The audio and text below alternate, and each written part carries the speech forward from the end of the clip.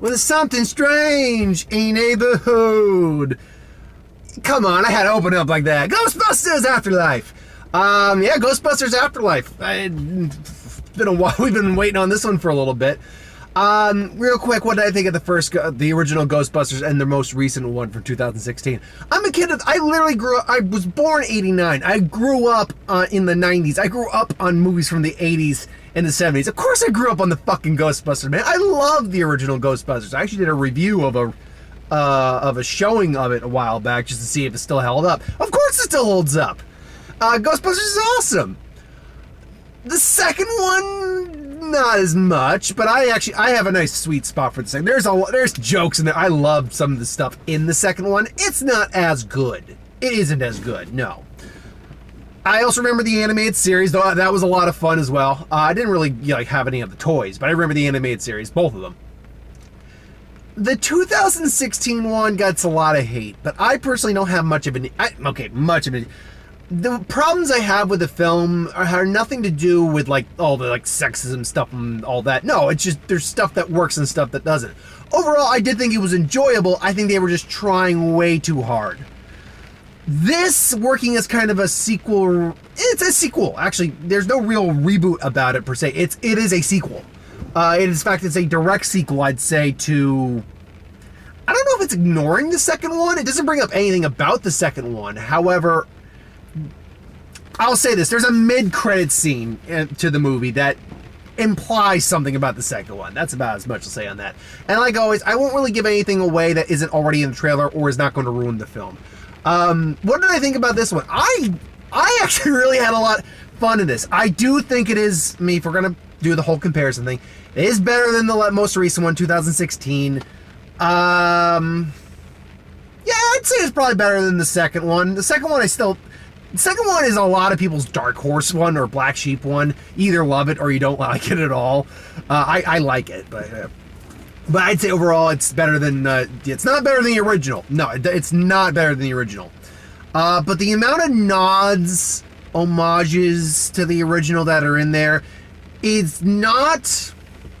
I wouldn't say it overstays its welcome to a point, because the characters, the new characters, we get, Egon's, well, technically his family, his daughter, and, they're her family, her kids.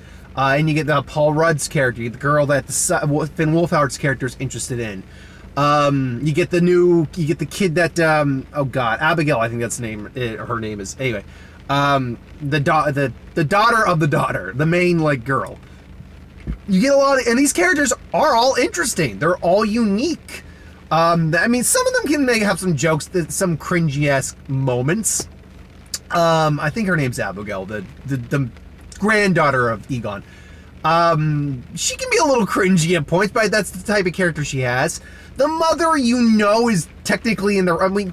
from what we find out, are told in the trailer, a little bit in the movie, that she did not have a good relationship with her father at all. You get where she's coming from, but at the same time, as a moviegoer, you're watching, it's like, we know everyone else is right and you're wrong for being this pissed off about them for this. So, yeah, there's a point where you get up to a point watching these types of characters be completely in their own ass about their problems. And I think the problem with the mom character is she is kind of up her own ass about her own kid problems more so than the kids. Yeah. The action sequences actually aren't many, but they are good. The chase sequence you get chasing the Slimer-esque being, it isn't Slimer. They call it the Muncher, but it looks like Slimer. So people thought it was Slimer, like a new design. It's not Slimer. I think it's designed to look like Slimer, but it isn't. It's actually more like a caterpillar thing. But that whole action sequence is a lot of fun. I like the little upgrades we see that Egon clearly installed with some of the tech. The Ecto-1 has this little drop you see in the trailer for the motorized trap. It's got a gunner seat now. He upgraded the I think it's EK, not EKG, EPK, the little device, the little sensory device. he upgraded that in a way that was really cool. He upgraded that. There's also a surprisingly good atmosphere with the movie. This does at points, it's not scary at all, but it does feel creepy at points. Particularly in some opening scenes, like the opening scene involving, and I'm not going to say too much about this because this would lead into major spoilers if I go too in depth. The major scene involving what happened with Egon. Excuse me, the first scene that involved what happened with Egon.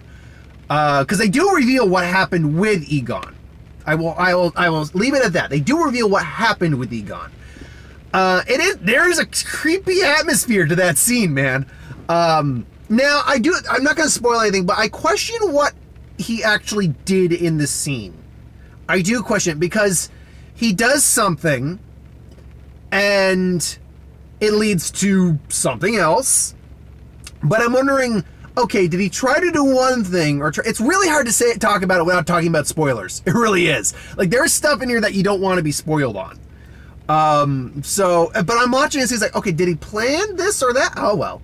Now we don't see his face in that scene because obviously the actor is Harold Ramis is no longer with us, and they do at the end of the movie. I will say this: they do at the end of the movie do a little for Harold, and that was a nice little touch. I respected that. But yeah, like the whole climax scene, that's a lot of fun. That's a whole lot of fun. There's a lot of fun. The comedy is a solid, but the personal interfamily moments are also really good too. If I were to say I had any nitpick, is there anything I can complain about? I'll say this. There are some actors I didn't know were in the movie. And I'm like, oh, cool.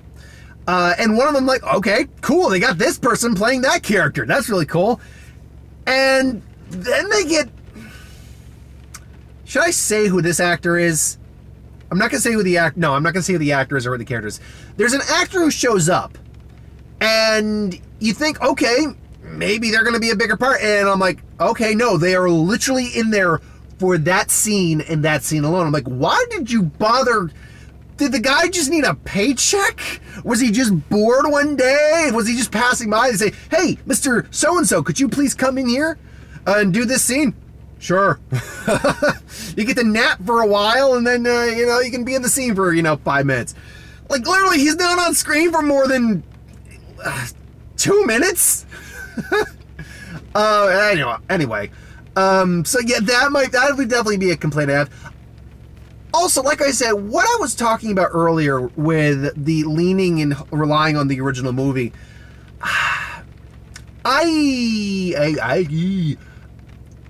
for me, it mostly works, but I'll admit, there are times where I'm like, okay, we can move away from that. And okay, so I'm not going to talk about what goes on in the final act. I've heard people say that I've heard some people anyway say, the final act it didn't work for them. Because it gets really messy really fast. So here's the thing. It kind of does. And not everyone's going to like what they did with that. For me, it ultimately worked, with the exception of the introduction of, let's say, the introduction of the true final act. Let's say that.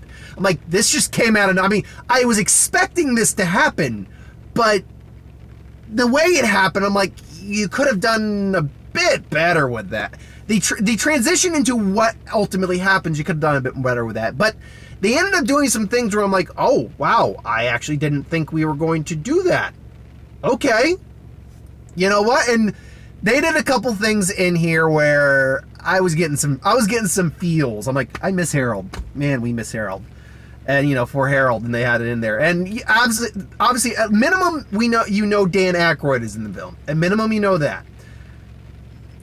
Original Ghostbusters are in the film. I think everyone was kind of already expecting that, so that's not really a spoiler. I'm not going to say how they really work into the film, but ultimately, I liked that. I liked it. Particularly the scene where, I can say this isn't too big of a spoiler. They kind of get thrown in jail for their little joyride trying to save the day, because they did a lot of destruction of property and illegal driving. But so you get your one phone call, and she calls Ray. And Ray actually kind of just gives you the info of what happened between him and Egon, and what the whole group and where everyone's at this point. So, and you can see it. Like, it's been a while since Dan Aykroyd's been in a film, but the emotion on his face, man, and when he's talking about that and talking about everything, you can feel like the heartache in there. I actually really appreciate Dan Aykroyd for that and the acting we get him in the film. Granted, he has put on quite a bit of weight, but you know what? We can't hold that against him. So is Brendan Fraser, and I fucking love him in Doom Patrol. I will hear nothing to the contrary about Brendan Fraser. Brendan Fraser's awesome. Dan Aykroyd's got some weird beliefs, but you know what? Hey, I liked him in the film. The ghost effects are pretty good. Nothing. You know, I'll also say this last bit here. So I do recommend it. Check it out. They do a lot of CGI, but like the stuff, some of it is practical. Particularly the scene, and there's a clip of this online, so this is not a spoiler. I think you see a little bit in the trailer. The Walmart scene where he sees the little mini Stay Puffs, Paul Rudd, and then he sees that one was Vince Forfo, not Zool. He sees Vince. That was completely practical. They made a practical Vince. I was so happy to see a practical Vince, and they didn't just use it in the one scene. The practical Vince shows up more. I mean, that's what I truly love, a good blend of practical, like physical. I think the better term is physical, because honestly, if you're looking at the term practical, CGI is technically more practical these days. But CGI versus physical effects, I really appreciated that. Overall, I had a really good time with this film. If you are a fan of the original, I would like to believe you'll enjoy this too. It's an actual proper follow-up. It is. And if you are a fan, you'll get some fan feels in there, definitely. I recommend it. It's up to you whether or not you like it now. So I mean, go out there if you get the chance to see it. If you want to see it, I do recommend it. But thank you for watching. Hope you enjoyed. I'll be catching King Richard tomorrow. So yeah, King Richard tomorrow. So thanks for watching. Hope you enjoyed. And I'll see you later, folks. Have a good one.